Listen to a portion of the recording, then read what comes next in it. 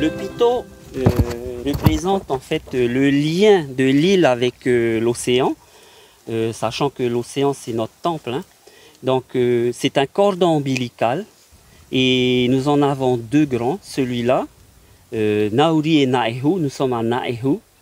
Donc c'est le lien qui permet donc à l'atoll d'être lié à l'océan et c'est également celui qui nous aide un peu à régénérer l'eau du lagon.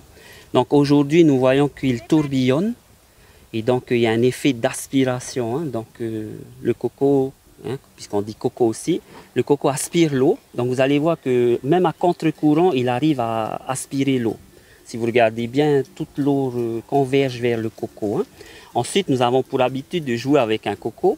On va le mettre dedans, vous allez voir qu'une fois qu'il est à l'intérieur, il va tournoyer. Hein. Donc, ce n'est pas dangereux, on peut s'y baigner. Hein. Alors, le coco, c'est aussi une limite.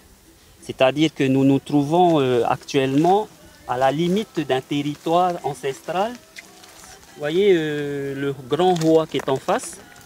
Donc toutes les terres émergées qui vont dans ce sens jusqu'ici appartenaient à Temanava. Temanava est un Hiva. Lorsqu'il est arrivé, la première navigation, il s'est installé sur cette partie de l'île et il a créé donc son royaume qui est Hivanui. Hivanui na Temanava. Et Hivanui possède le Pito et la tête de l'île. Donc il aimait dire dans ses déclamations ko voutei ko te manava e ariki nui hoki au no Hivanui. Te iaku nei te upoko te henua e te pito te henua. Taku mare me tua i tera e hume ana vo ki taku mare. Maro hume kere, kere, tokuia maro. Te manava aimait lorsqu'il se levait se faire ceindre de sa ceinture qui était faite en kere.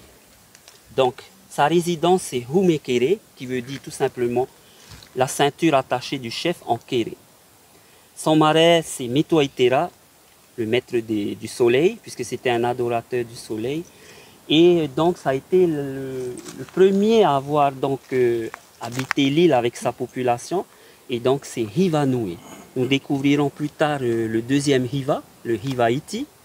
Donc, nous sommes ici à la limite entre la limite de Tangihia. Alors Tangihia c'est Ngati Tangihia, donc le porteur de la couronne Kura en Ufitaramea. Donc il avait pour couronne un Ufitaramea qui est une espèce de nacre un peu transparente, translucide. Et donc il en faisait sa couronne royale. Et donc nous sommes ici de ce côté à Teufitaramea.